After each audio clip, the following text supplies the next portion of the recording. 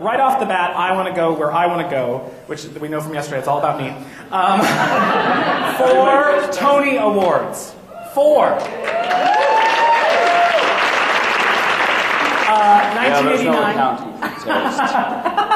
1989 Best Featured Actor in a Play for The Heidi Chronicles. 1994 Leading Actor in a Musical for She Loves Me. 2000 Featured Actor in a Musical for Contact, which we're going to get to that because I love that it's a dance show in theory, and you walked with a Tony for acting in it. Wasn't dancing, I can share that. And in 2008 for your brilliant performance as a featured actor in a musical for Gypsy. You've been quoted as saying on acting and the subject of acting, I'm afraid of taking chances and afraid of being humiliated. Most actors are, I think. Acting is a refined form of masochism. I agree with that. Yeah, I mean, I think certainly professionally, I'm sure, you know, in teaching that it's so easy to fall into what we do well all the time. You have to keep challenging yourself, and so I went through a long period of time where I took things simply because I was afraid of them. And sometimes that, I had made some wonderful discoveries, and sometimes I made some really eye-opening discoveries about the limits of my abilities. But yeah, it's hard. I mean, there are actors who really want to be in front of an audience all the time. I'm very distrustful of those actors. Maybe just jealous, but yeah, I mean, we all have a certain amount of inhibition, and part of the bravery and the courage of performing or putting together a show is overcoming that inhibition. You can't be brave if you're not afraid. In terms of, was there a performance or a performer in those days when you were at Juilliard and you were studying and now you decided you want to do this that you looked up to or you admired? Oh, sure. I mean, yeah, most. I mean, I would say that when I was in this little rep company in California, PCPA, which would, we had classes, and it was a real conservatory. So we had classes and all, but I worked with all these. They had a semi-professional company, people from Ashland, from the Shakespeare Festival, people from Ashland, ACT in San Francisco, the Old Globe in San Diego, and as far flung as the Milwaukee Rep, and many educational theater institutions like SMU, and there was this whole, and those actors are still some of my favorite actors. Those directors, they were really wonderful. But the thing that was instilled in me was the idea of a life in the theater. I mean, to be able to actually do it on any level, in a professional, whether it be educational, community theater, but especially regional theater.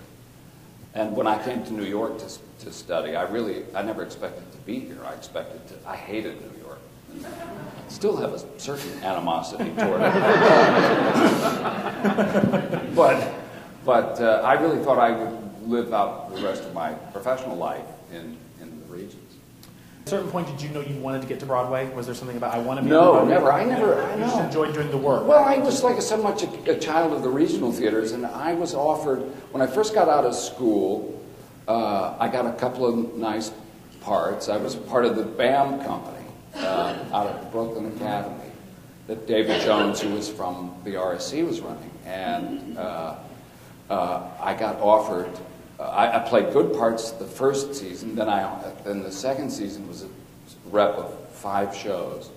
I was offered, I think, Demetrius in Midsummer, and walk-ons on the rest of it, and I was being offered leads in great plays out of town, and I thought that I would be better for me as an actor to play these big, challenging roles rather than be in a more visible but less productive place in the, at home in the city. And that's what I did for 10 years. People always say, is it really important to go to a big drama school? It's helpful professionally. You make connections, you did it. But really, it's really about the individual and the teachers, the people, their ability to inspire them and to help them and to encourage them. Because finally, if it's about the profession, it's just about, as we were talking, perseverance. Yeah. It's really the single most important quality anybody in the professional theater has is perseverance. Because you're just going to get kicked and kicked and kicked until you get to a certain place. I mean, that's just the way unless you're unbelievably beautiful, talented, but mostly lucky.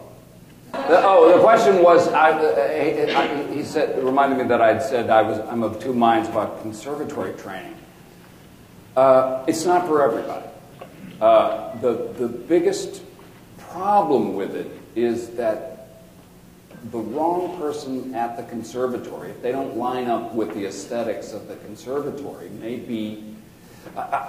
For example, there was a guy in my class at Juilliard who I thought was by far and away the most talented actor in the class. He eventually stopped acting, and I thought a lot of it had to do with he was trained away from his natural abilities. They weren't necessarily abilities for classical theater. And so he started talking like this, and it sort of.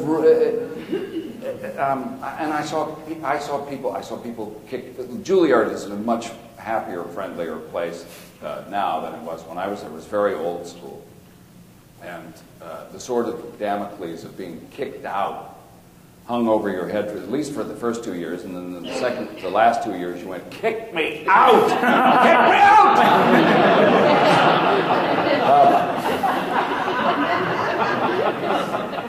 And I thought it skewed everything. I mean, the idea of a conservatory, a drama school, is a place where you go and take chances. I mean, it's the only place you're going to ever get to do all those parts you want to play but are totally wrong for and will never get to play. But should work on. You should work on them. You should. Granted, acquiring technical skills, voice, movement, speech, stage fighting, all those extra disciplines are very, very helpful when you get into the real world. But you can also learn them.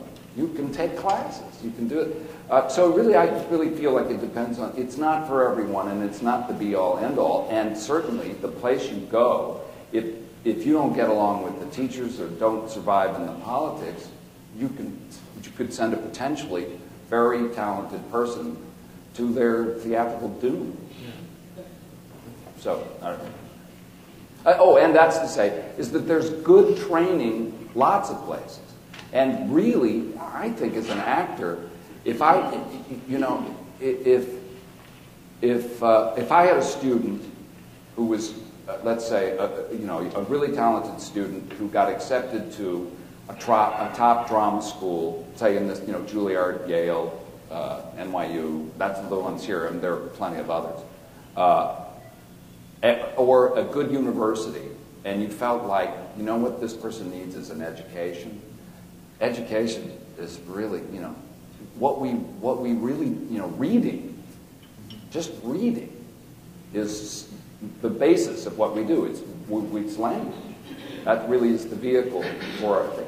There are people who, if they're going to end up doing classical theater in regional theaters across the country, you might say, you need a university education.